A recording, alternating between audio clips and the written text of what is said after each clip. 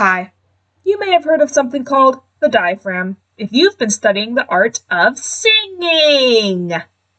It's a big old muscle shaped like a parachute, and it's located underneath your lungs, wrapped around your rib cage, wrapped around on the inside.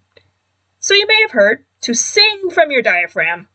Maybe a choir teacher mentioned this, maybe even a voice teacher.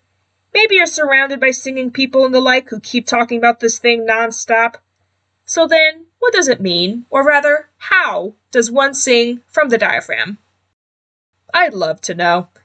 I first heard mention of this muscle during my sproutling days in children's choir. If I recall, Mr. Choir Teacher told us something along the lines of a good breath being that of a low breath.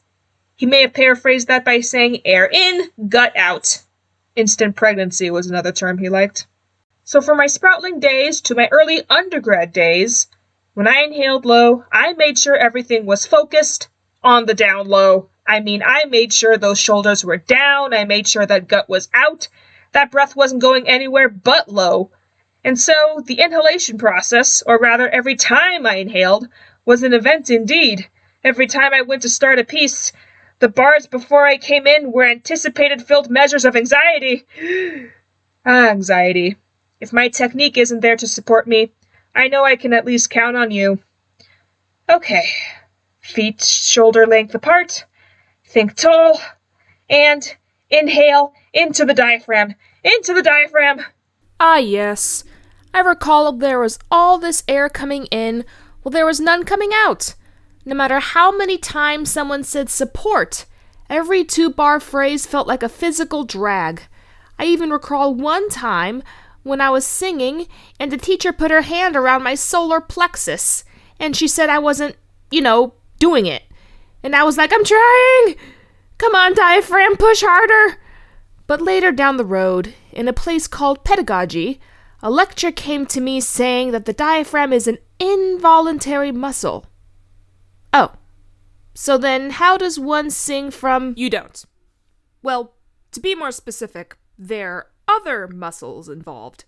They're folks known as the intercostal muscles around your rib cage, and abdominal muscles around there.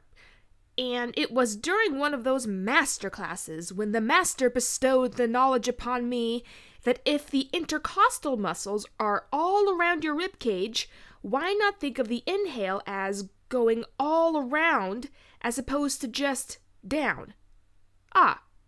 So I imagined myself inflating like a balloon while the notes would angelically float out.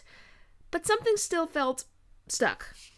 So did I learn from my sproutling days? Do I blame my 3rd or 6th grade choir teacher for introducing a concept or phrasing a concept in such a way that I rolled and rolled and rolled and rolled with it? No. You see, there's learning in an ensemble or group, and then there's addressing the individual and how they're going to process information. You never know if they're going to take a concept and really, really roll with it. However, this much I'll say is true. And it may be somewhat obvious. We all learn differently. And as singers, we work with this instrument that we're given, like it or not, that is also invisible.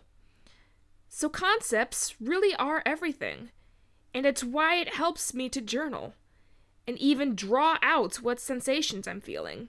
Because at the end of the day, that's what we really rely on to make our instruments do the things we want. So stay tuned, because for better or worse, this is how I experience my instrument. Because no matter how many millions, I can't buy a new one.